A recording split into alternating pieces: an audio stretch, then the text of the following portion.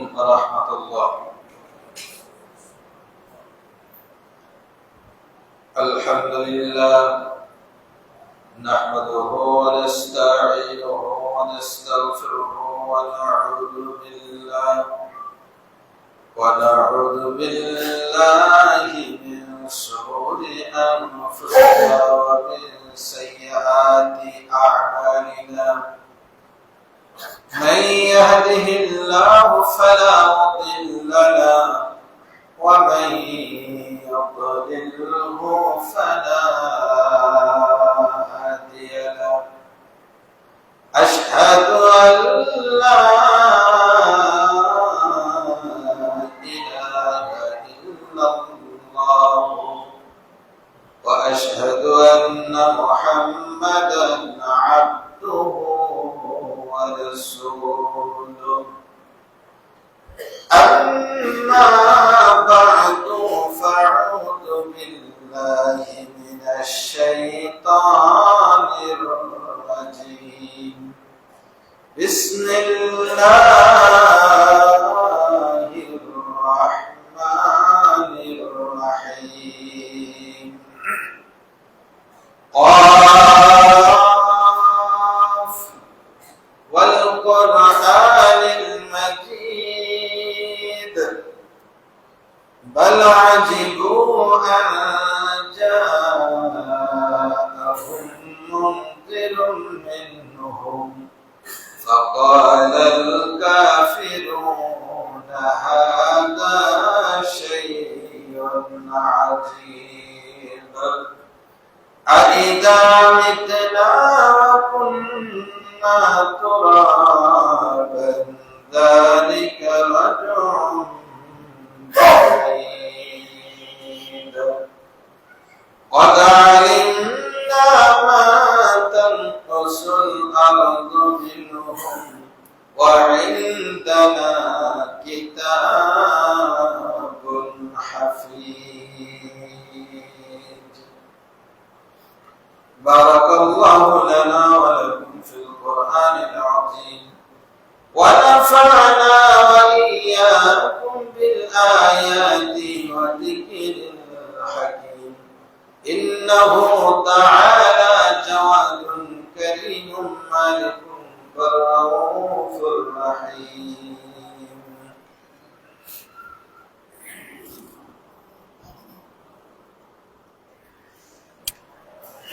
الحمد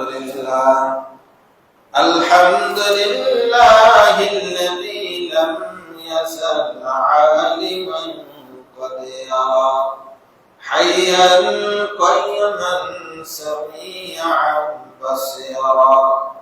أشهد أن لا إله إلا الله وأشهد أن محمدا عبده ورسوله. أما بعد فأعوذ بالله من الشيطان الرجيم. بسم الله الرحمن الرحيم. من عمل صالحا من ذكر أو أنثى وهو مؤمن فلنحيينه حياة طيبة ولنجزينهم أجرهم بأحسن ما كانوا يعملون.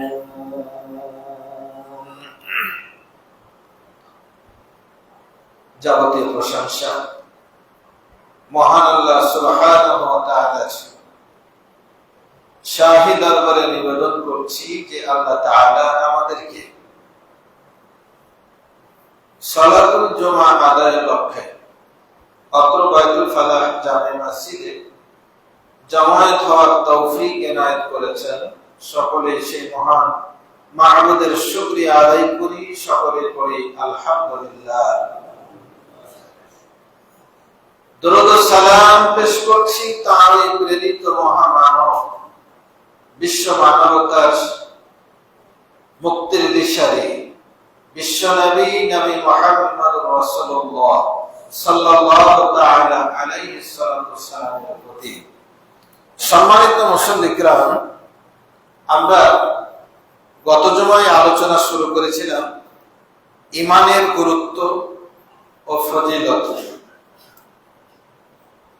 গত জুমার ধারাবাহিকতায় আজকেও একই বিষয়ে আলোচনা উপস্থাপন করার চেষ্টা করব ইনশাআল্লাহ। ওয়া তাওফীকি ইল্লা বিল্লাহ আলাইহি তাওয়াক্কালতু ওয়া ইলাইহি উনীব। এই বিষয়বস্তু নির্ধারণের কারণ আমরা গত জুমায় বলেছিলাম, আজকে আবার উল্লেখ করছি। সেটি হলো আমরা সদ্য পবিত্র মাহে রমাদান শেষ করেছি, কিন্তু মাহে রমাদানের পরে আমাদের মধ্যে আমলিয়াতের, আমাদের চালচলনের কিছুটা পরিবর্তন আমরা একটি মাস লক্ষ্য করেছিলাম, কিন্তু এক মাস পরে আবার আমরা পূর্বের অবস্থায় ফিরে গেছি। এই যে আমাদের আমলে ফিরে এসে আবার পূর্বের অবস্থায় ফিরে যাওয়া, আমরা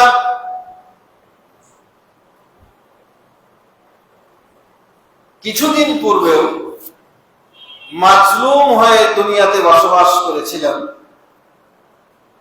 সাময়িক আবার সময় পেয়ে আমরা যখন সুযোগ পেলাম, আবার নিজেকে জালেমের ভূমিকায় নিজেকে অবতীর্ণ করলাম। এই যে কারণগুলো, রমাদান পেয়ে আমরা পরের মাসে আবার ভুলে গেলাম রমাদানকে, আমরা জালেমের বিরোধিতায় সোচ্চার ছিলাম, নিজেরা নিপীড়িত নিষ্পেষিত ছিলাম। আবার সাময়িক প্রেক্ষাপট পরিবর্তনের ফলে আমরা যখন সুযোগ পেলাম, সময় পেলাম, আমরা নিজেরা যখন জালেম হয়ে গেলাম বা জালেম হতে চেষ্টা করলাম।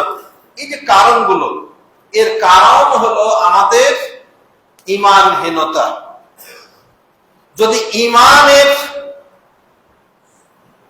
শক্তিতে আমরা বলিয়ান হতে পারি, ঈমানের গুরুত্ব ফজিলত যদি আমাদের দিলে, আমাদের মেধায়, মননে, চেতনায় আমরা জায়গা দিতে পারি, তাহলে এই পরিবর্তনটা সাধিত হবে না ইনশাআল্লাহ। তো সম্মানিত উপস্থিতি, সেই ঈমানের গুরুত্ব এবং ফজিলত হৃদয়ে জায়গা পাওয়ার আশা নিয়ে, নিজে এবং অপরকে উদ্বুদ্ধ করার নিয়ত নিয়ে এই আলোচনায় আমরা গত জুমায় ঈমানের সংজ্ঞা এবং কিছু গুরুত্ব আমরা তুলে ধরেছিলাম। আজকে যেখান থেকে শুরু করতে চাই সেটি হলো ইবাদত কবুলের পূর্ব শর্ত হচ্ছে ঈমান। যদি আপনি বা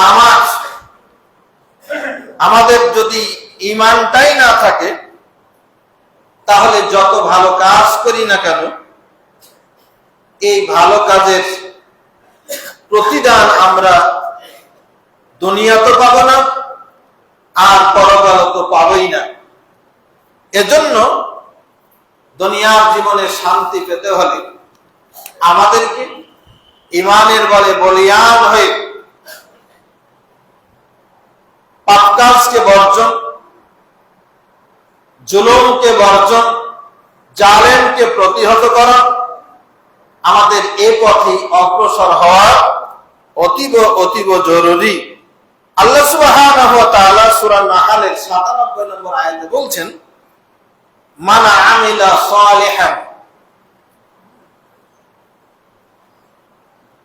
যে ব্যক্তি নেক আমল করলো, মিন যাকারিন আও উনসা, ব্যক্তিটি নারী হোক অথবা পুরুষ হোক, ওয়াহুয়া মুমিনুন, যদি তার ভেতরে ঈমান থাকে, সে যদি মুমিন হতে পারে, লানুহইয়ান্নাহু হায়াতান তাইয়্যিবা, তাহলে আমি অবশ্যই তাকে পবিত্র জীবনটাকে আমি তাকে দান করব, সুখী স্বাচ্ছন্দ্য জীবন তাকে দান করব। ওয়ালা নাজজিয়ান্নাহুম আজরাহুম, আর অবশ্যই আমি তাদেরকে তাদের প্রতিদান দেব বিআহসানি মা কানু ইয়ামালুন, যা তারা আমল করেছে তার চাইতে অনেক গুণ উত্তম। তাহলে দুনিয়ার জীবনে হায়াতে তাইয়্যিবা পেতে হলে, পূত পবিত্র জীবন পেতে হলে, শান্তি নিরাপত্তার জীবন পেতে হলে, নির্বিঘ্নভাবে চলাচলের নিশ্চয়তা পেতে হলে, যে কোনো জিনিসের সংকট ছাড়াই জীবন পরিচালনা করতে হলে ঈমানের কোনো বিকল্প নাই। এই ঈমানকে যখনই আমরা ত্যাগ করব, ঈমানকে যখন আমরা আমাদের মূল চেতনা থেকে সরিয়ে দেব, আল্লাহ তাআলার পক্ষ থেকে গজব হিসাবে একটার পর একটা শাস্তি আসবে। কখনো যুদ্ধ আসবে, কখনো তেলের সংকট আসবে, কখনো দ্রব্যমূল্যের ঊর্ধ্বগতি হবে, কখনো অনাবৃষ্টি হবে, কখনো অতিবৃষ্টি হবে, কখনো ভূমিধস হবে, কখনো পরস্পরে মারামারি লাগবে, একটার পর একটা অশান্তি ছড়িয়ে পড়বে। এই অশান্তির দাবানল থেকে, ত্রাহি অবস্থা থেকে মুক্তি পেতে হলে ঈমানের কোনো বিকল্প নাই।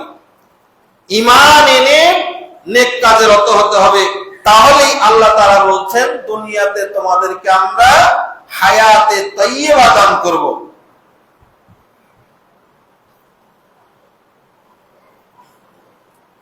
এই ঈমানের এত গুরুত্বের কারণ হলো, যারা সত্যিকারের ঈমানদার তারা হলো সৃষ্টির শ্রেষ্ঠ সন্তান, জাতির শ্রেষ্ঠ সন্তান হলো ঈমানদাররা।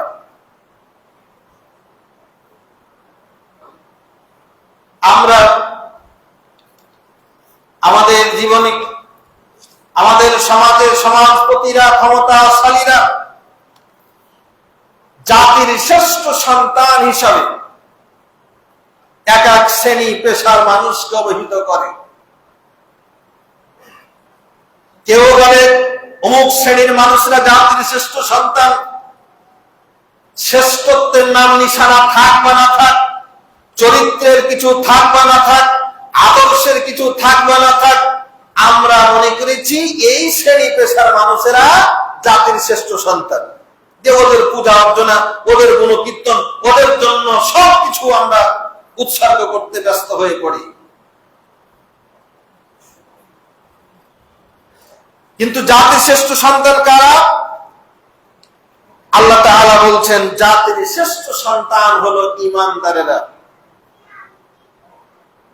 আল্লাহ রাব্বুল আলামিন সূরা বাইয়িনার ৭ নম্বর আয়াতে বলছেন, ইন্নাল্লাযীনা আমানু ওয়া আমিলুস সালিহাত, নিশ্চয় যারা ঈমান এনেছে, যারা ঈমানদার, ঈমান আনার পরে যারা আমলে সালেহ করেছে।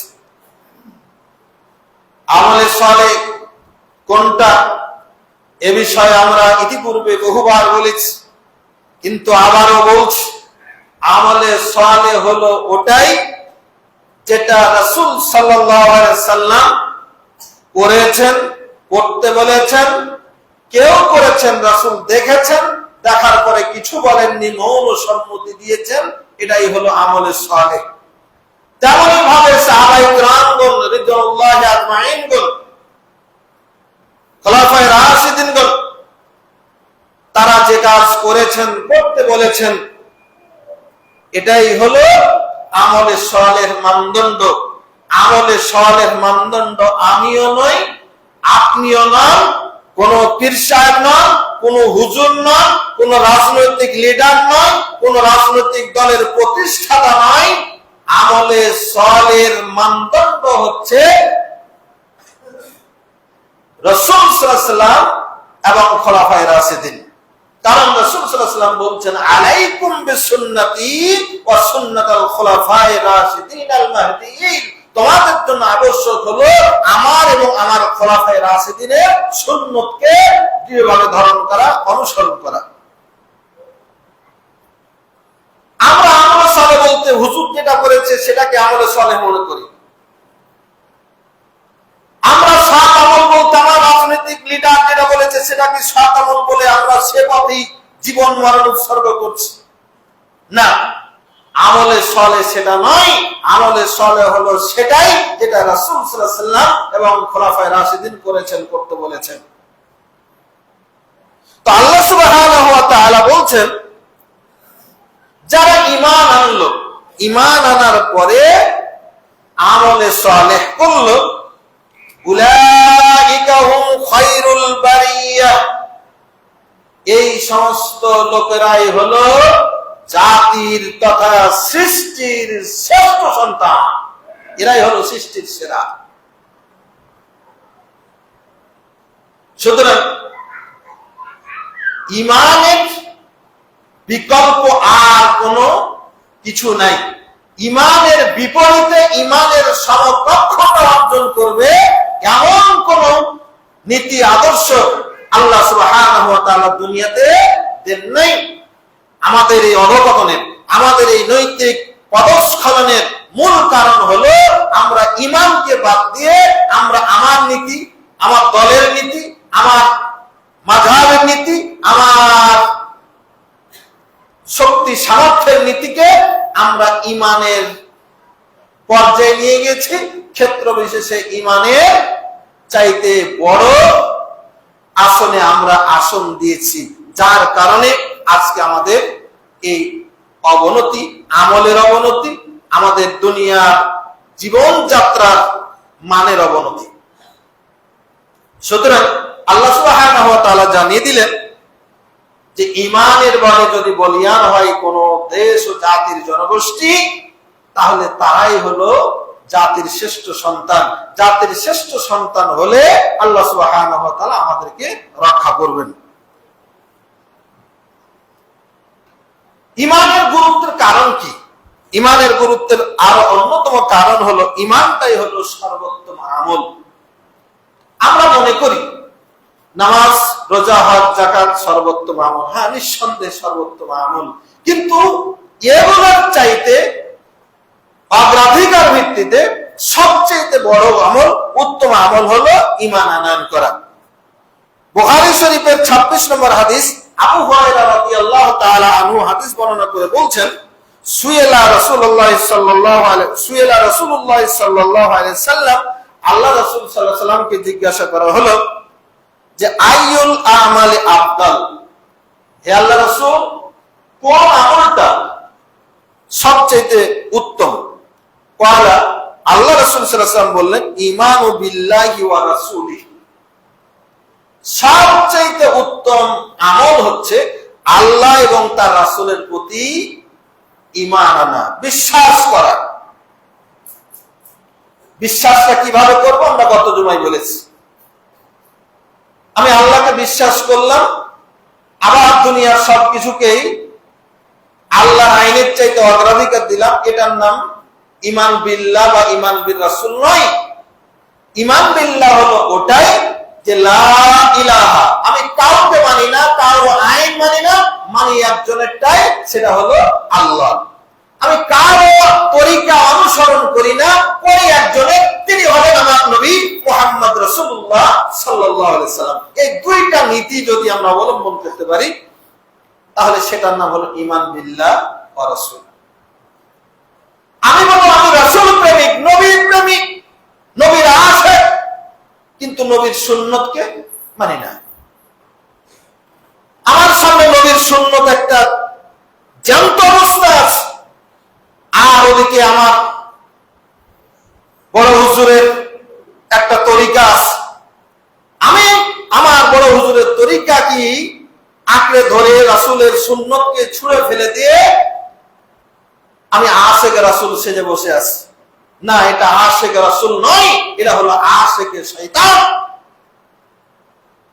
রাসূলের সুন্নাহকে ছুঁড়ে ফেলে দিয়ে আশেকে রাসূল হওয়া যায় না, আশেকে শয়তান হওয়া যায়।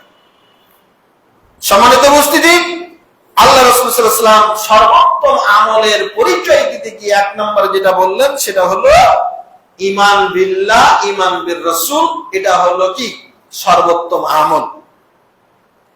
কিরা আবার জিজ্ঞেস করা হলো সাহাবায়ে কেরামদের পক্ষ থেকে, সুম্মা মাযা ইয়া রাসূলুল্লাহ, হে আল্লাহর রাসূল, আল্লাহ এবং তার রাসূলের প্রতি ঈমানের পরে কোনটা আমল সবচেয়ে উত্তম?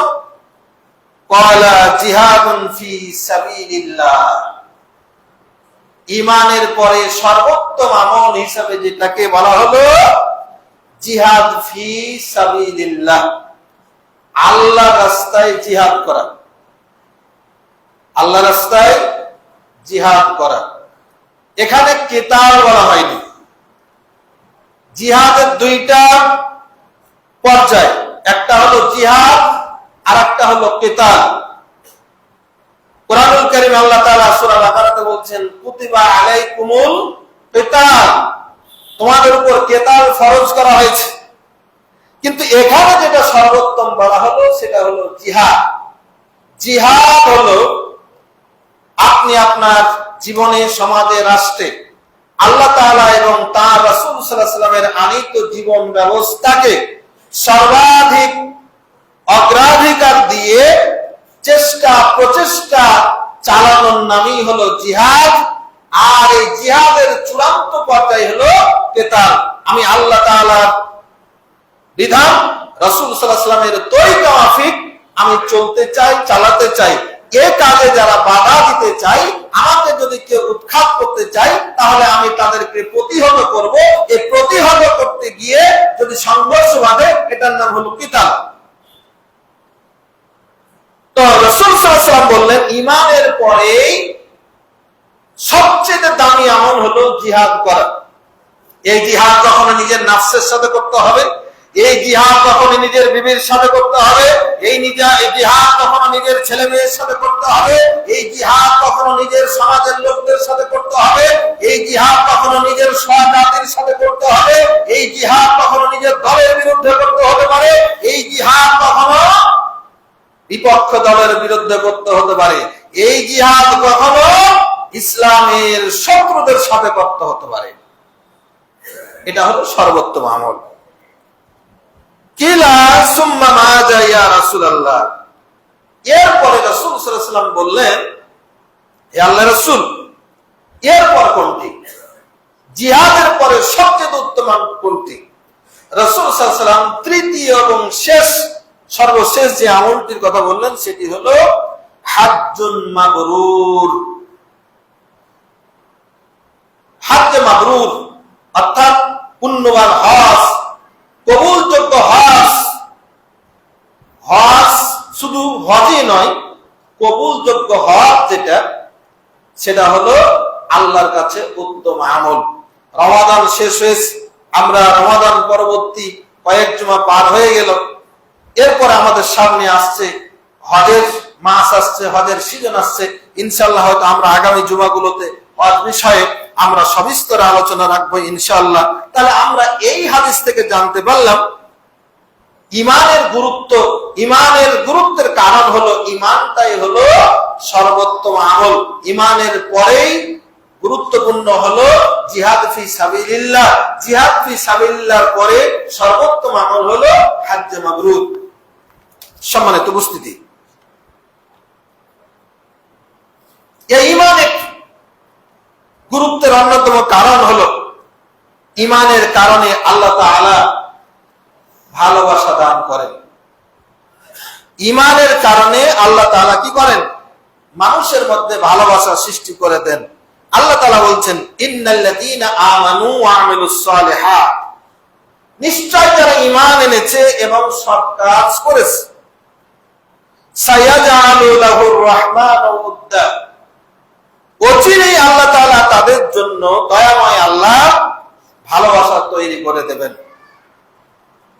এই ভালোবাসা, ঈমানি ভালোবাসা এমন এক ভালোবাসা পৃথিবীর যে কোনো প্রান্তে একজন মুসলিম যদি আঘাতপ্রাপ্ত হয়, পৃথিবীর অপর প্রান্ত থেকে অপর মুসলিম ভালোবাসার টানে এটা সহ্য করতে পারে না।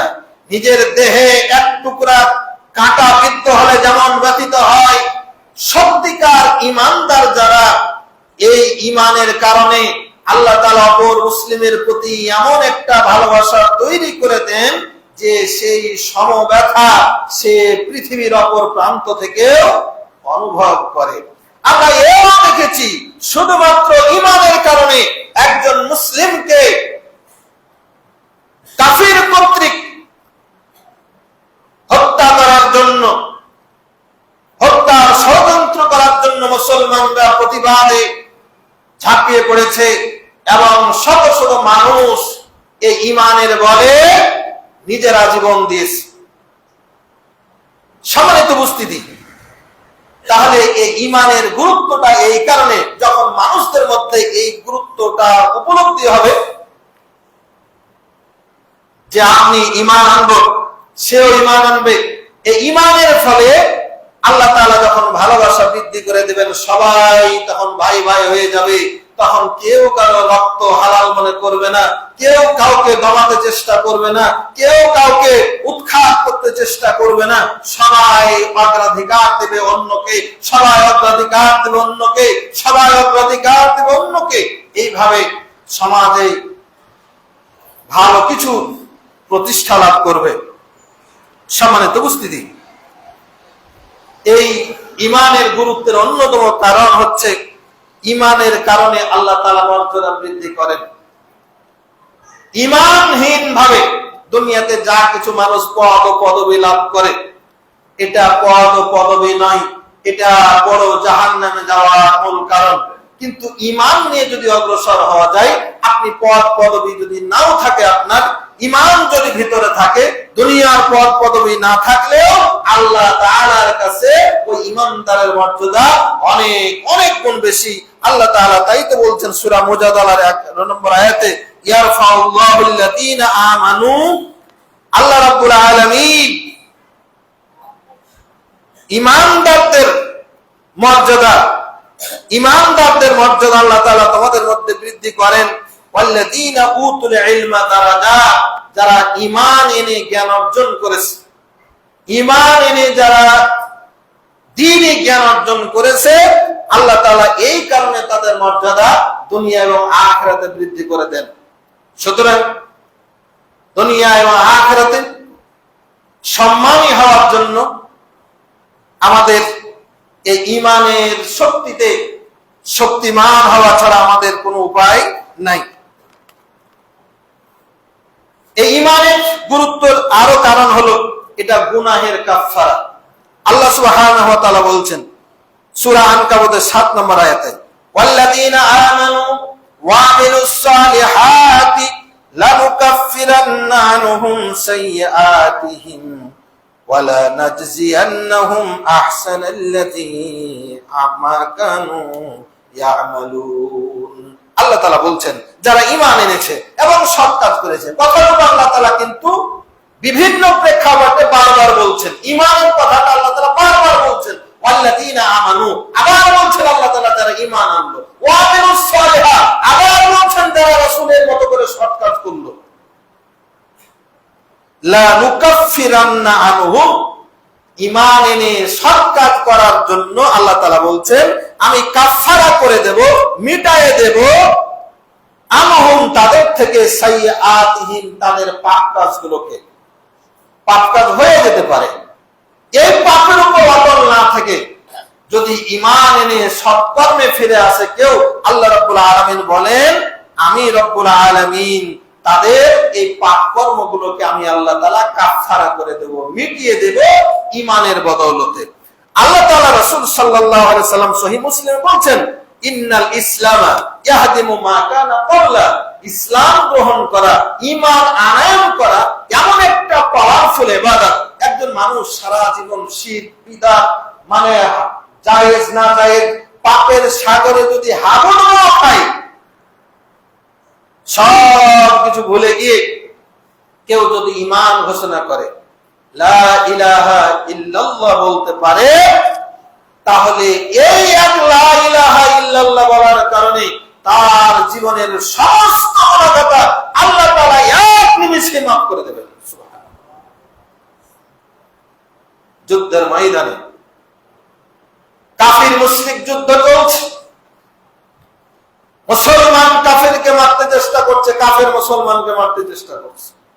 একজন সাহাবী একজন কাফেরের গর্দানে তরবারি ঝাড়তে যাবে, ঠিক এই মুহূর্তে লোকটি বলে ফেললো লা ইলাহা ইল্লাল্লাহ।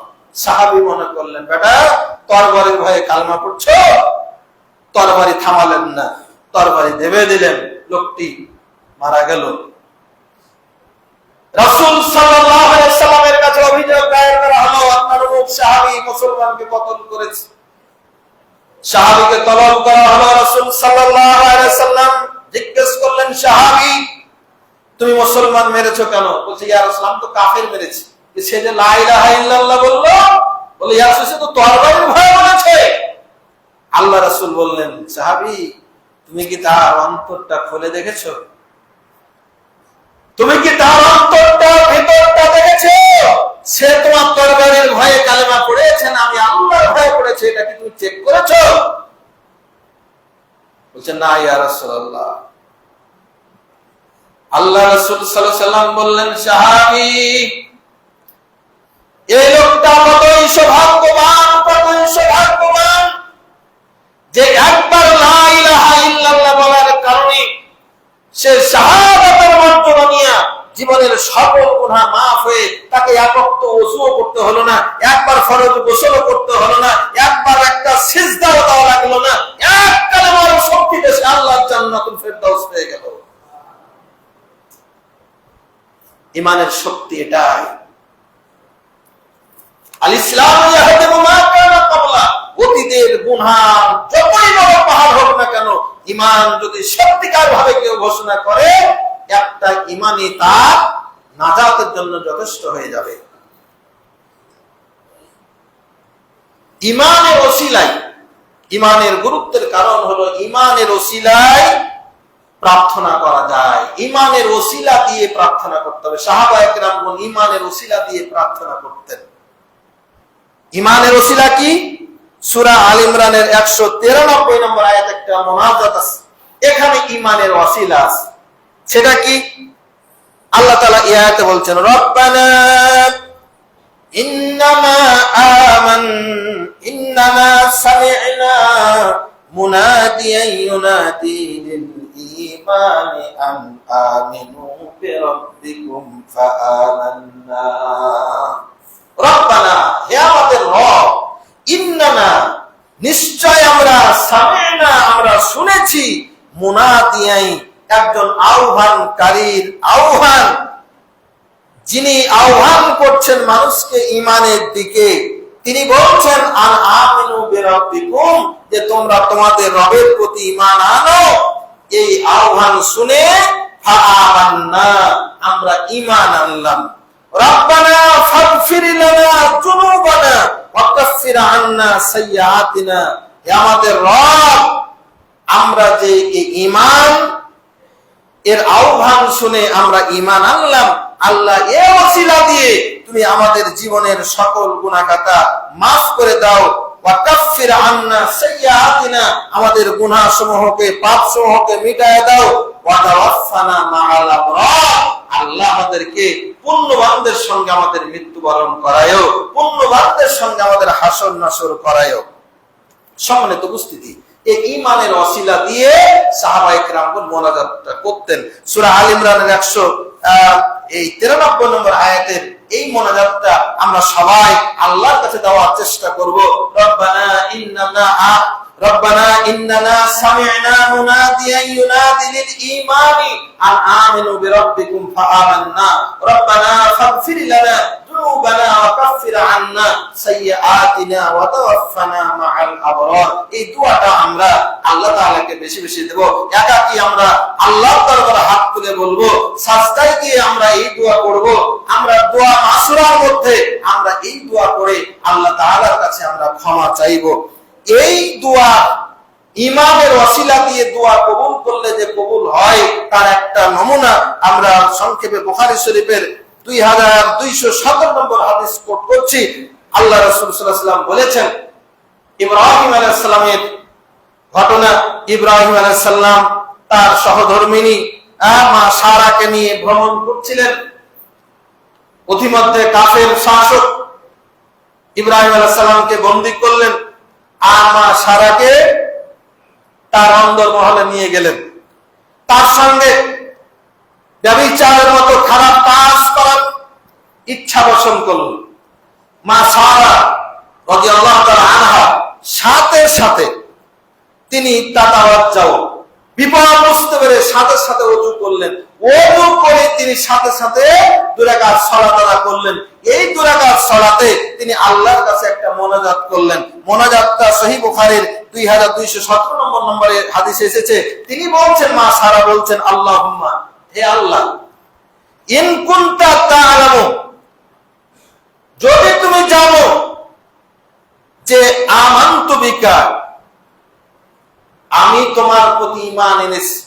হে আল্লাহ, আমি যে ঈমান এনেছি এই ঈমানটা যদি আমি তোমার জন্য এনে থাকি, তোমার রাসূলের প্রতি যে ঈমান এনেছি এটা যদি তোমার সন্তুষ্টির জন্য এনে থাকি, ওয়া আহসানতু ফারজি ইল্লা আলা যাওজি, আর আমার সতীত্ব আমার ইজ্জতকে যদি আমি আমার স্বামী ছাড়া সকল পুরুষের থেকে যদি আমি হেফাজত করে থাকি, আল্লাহ এই ঈমানের দাবি নিয়ে তোমার কাছে ফরিয়াদ, ফালা তুসাল্লিত আলাইয়াল কাফির, আল্লাহ এই কাফিরকে আমার উপর বিজয়ী হতে দিও না। সাথে সাথে দোয়া কবুল হয়ে গেল। সাথে সাথে দোয়া কবুল হয়ে গেল। কাফের শারীরিকভাবে অচল হয়ে গেল। মা সারার সাথে খারাপ কাজের কোনো আগ্রহ শক্তি আল্লাহ তাআলা সম্পূর্ণভাবে কেড়ে নিলেন। যাই হোক, লম্বা ঘটনা। আল্লাহ সুবহানাহু ওয়া তাআলা ঈমানের ওসিলা দিয়ে দোয়া করার কারণে আল্লাহ তাআলা দোয়া কবুল করেছেন। সুতরাং আমরা যে কোনো বিপদে, যে কোনো মুসিবতে, যে কোনো সংকটে আল্লাহ তাআলাকে বলবো, আল্লাহ, যদি ঈমান এনে থাকি তোমার সন্তুষ্টির জন্য, আল্লাহ এই বিপদটা আমার দূর করে দাও। সুতরাং ঈমানের শক্তি অপরিসীম। যে ঈমানের ওসিলা দিয়ে দোয়া করলে দোয়া আল্লাহ তাআলা কবুল করে থাকেন।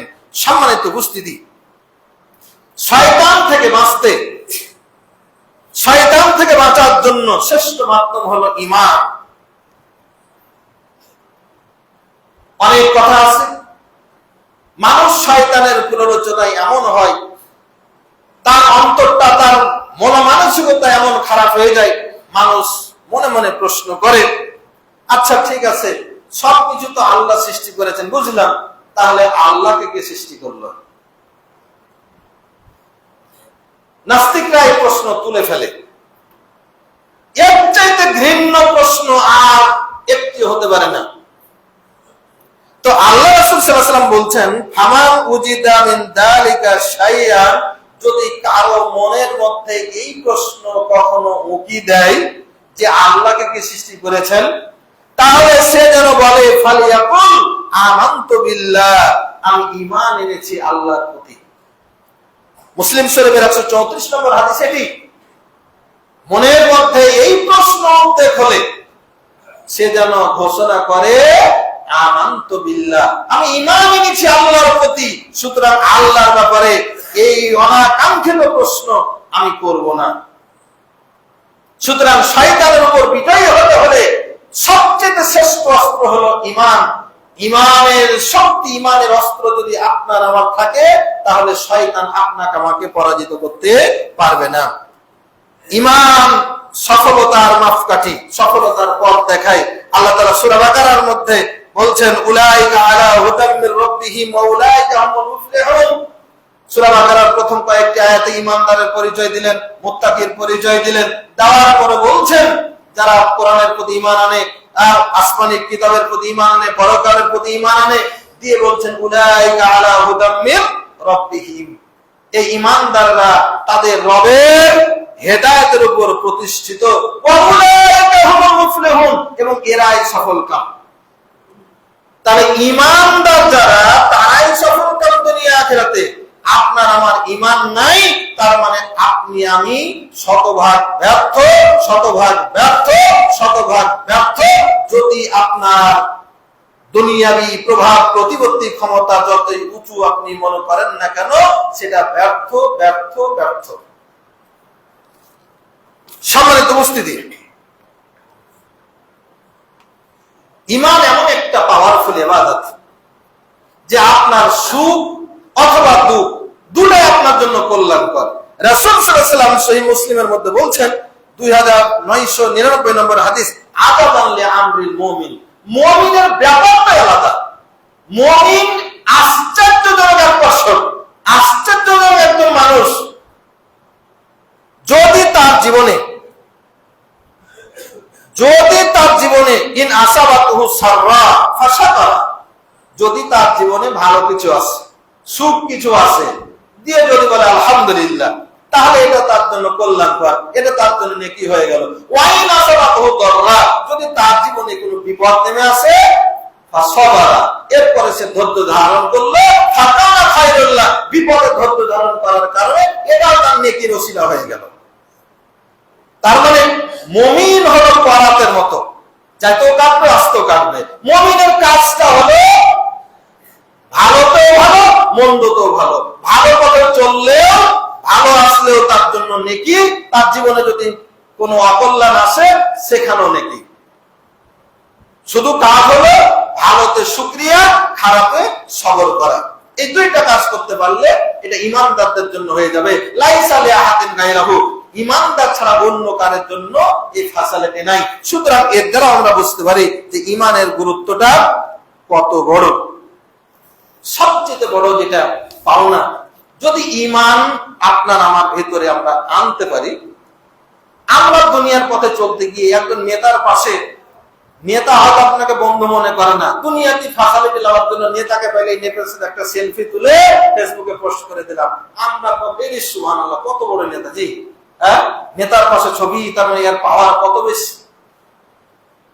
কিন্তু দেখেন আল্লাহ তাআলা বলছেন, ঈমানদারদের যদি পাওয়ারটা এত বেশি, যদি কেউ ঈমানদার হতে পারে, তাহলে আল্লাহ তাআলা বলছেন যে তারা আমার বন্ধু, আল্লাহর বন্ধু হয়ে যায়। আল্লাহ সুবহানাহু ওয়া তাআলা বলছেন, আল্লাহু ওয়ালিয়ুল লাযিনা আমানু, আল্লাহ হচ্ছেন ঈমানদারদের বন্ধু। ইখরিজুহুম মিনাজ জুলুমাতি ইলান নূর, আল্লাহ তাআলা বলছেন আমার বন্ধুদেরকে আমি অন্ধকারের পথ থেকে আলোর পথে নিয়ে আসবো। সূরা বাকারার 254 নম্বর 55 নম্বর আয়াতে আল্লাহ সুবহানাহু ওয়া তাআলা এই কথাটা বলে দিলেন। সম্মানিত উপস্থিতি, এ ধরনের আরো অনেক কথা আছে। তাহলে সবচেয়ে বড় পাওনা যেটা, সেটা হলো যে আল্লাহর বন্ধুত্ব লাভ হয় ঈমানের কারণে। ঈমানদারদের জন্য আল্লাহ তাআলা জান্নাতের সুসংবাদ দিয়েছেন। ঈমান যদি আনতে পারি, মৃত্যুটা হবে আসানের মৃত্যু। ঈমানদার হলে মৃত্যুটা হবে আসানের মৃত্যু। ঈমানদার হলে জান্নাত লাভ সহজ হয়। ঈমানদার হলে কিয়ামতের দিন রাসূল সাল্লাল্লাহু আলাইহি ওয়াসাল্লামের শাফাআত লাভ করা যায়। ঈমানদার হলে নেকির পাল্লাটা ভারী হয়ে যায়। নেকির পাল্লা ভারীতে সবচেয়ে পাওয়ারফুল ওজন সহি যেটা আমল, সেটা হলো ঈমান। ঈমান যদি থাকে তাহলে জান্নাত পাওয়া যায়। ঈমান যদি সরিষা দানা পরিমাণও থাকে, রাসূল সাল্লাল্লাহু আলাইহি ওয়াসাল্লাম বলছেন, একটা মানুষের জীবনে অনেক পাপ আছে, অনেক পাপ আছে, অনেক পাপ আছে, কিন্তু তার ঈমান ছিল, শিরক করে নাই। ঈমান ছিল, শিরকবিহীন ঈমান ছিল, কিন্তু তার পাপ অনেক ছিল। এই সামান্য সরিষা দানা পরিমাণ ঈমান থাকার পরেও আল্লাহ সুবহানাহু ওয়া তাআলা তাকে জেল খেটে খেটে এক পর্যায়ে তাকে কি করবেন? জাহান্নাম থেকে উঠিয়ে এনে তাকে জান্নাত দেবেন। শেষ সময় হলেও আল্লাহ তাআলা জান্নাতে দাখিল করবেন যদি ঈমান থাকে। সম্মানিত উপস্থিতি, এই দুই জুমার আলোচনা থেকে আরো ঈমানের বহু আলোচনা আছে। সংক্ষেপে ভাবে ঈমানের গুরুত্ব এবং ফজিলত বিষয়ে যতটুকু তুলে ধরলাম, আল্লাহ সুবহানাহু ওয়া তাআলার কাছে ফরিয়াদ করি রব্বুল আলামিন যেন এই আলোচনা মাফিক আমাদেরকে জীবন গড়ার তৌফিক দান করেন, আমিন। আল্লাহ সুবহানাহু ওয়া তাআলা আমাদের সকলকে ঈমানের মর্ম যেন উপলব্ধি করার তৌফিক দান করেন, আল্লাহুম্মা আমিন। আল্লাহ তাআলা আমাদেরকে তওবা করে সত্যিকার ঈমানদার হয়ে আমরা যে পাপগুলো করেছি সেগুলো যেন আমরা তওবা করে ভালো পথে ফিরে আসি, ভালো কাজ করে যেগুলো আমরা আবার ছেড়ে দিয়েছি আমরা যেন তওবা করে আবার সেটাকে পুনরাবৃত্তি করি ভালোর পথে। আমরা যেন কখনো আল্লাহর দুশমনদের পথে না চলি, আমরা যেন কখনো জালেম না হয়ে উঠি, আমরা যেন সব সময় আল্লাহর দ্বীনকে, আল্লাহর দেওয়া বিধানকে আমরা মাথা পেতে মেনে নেই, তাহলে আমাদের মাঝে শান্তি আসবে ইনশাআল্লাহ। সুতরাং পাপের পথে বাহাদুরি নয়, পাপের পথে প্রতিষ্ঠিত হতে ক্ষমতা প্রয়োগ নয়, বরং আল্লাহর দেওয়া বিধানকে মাথা পেতে মেনে নিয়ে সবাই মিলে চলতে চেষ্টা করি, তাহলে দুনিয়াতে আমরা হায়াতে তাইয়্যিবা পাবো, পরকালীন জীবনে নাজাত পাবো ইনশাআল্লাহ। আল্লাহ সুবহানাহু ওয়া তাআলা আমাদের সকলকে সেই তৌফিক দান করুন, আল্লাহুম্মা আমিন। আল্লাহ সুবহানাহু ওয়া তাআলা আমাদের বাংলাদেশকে যেন হেফাজত করেন, तमाम বিশ্বের মুসলমানদেরকে যেন আল্লাহ তাআলা হেফাজত করেন, আল্লাহ তাআলা যেন আমাদের বাইতুল খালা জামে মসজিদকে হেফাজত করেন, এই মহল্লার সকল মানুষকে আল্লাহ তাআলা যেন পাঁচ ওয়াক্ত নামাজি বানান, আল্লাহ তাআলা সকলকে যেন সকল প্রকার পাপ থেকে হেফাজত করেন, আল্লাহুম্মা আমিন। আল্লাহ সুবহানাহু ওয়া তাআলা আমাদের মাঝ থেকে যে সমস্ত আত্মীয়-স্বজন প্রিয়জন চলে গেছেন সকলকে যেন আল্লাহ তাআলা যেন maaf করে জান্নাতি হিসেবে কবুল করেন, আল্লাহুম্মা আমিন। যারা এই মসজিদে দান করেছেন, আজকে করেছেন, একজন মহিলা 200 টাকা দান পাঠিয়েছেন, আল্লাহ তাআলা সবার দানকে যেন কবুল করেন, আল্লাহুম্মা আমিন। রব্বানা আতিনা ফিদ দুনিয়া হাসানাতাও ওয়া ফিল আখিরাতি হাসানাতাও ওয়া কিনা আযাবান নার। রব্বানা মা খালাকতা হাযা বাতিলান সুবহানাকা ফাকিনা আযাবান নার। ربنا إننا سمعنا مناديا ينادي للإيمان أن آمنوا فآمنا ربنا فاغفر لنا ذنوبنا وكفر عنا سيئاتنا وتوفنا مع الأبرار وتوفنا مع الأبرار وتوفنا مع الأبرار سبحان ربك رب العزة عما يصفون وسلام على المرسلين والحمد لله رب العالمين قوموا للصلاة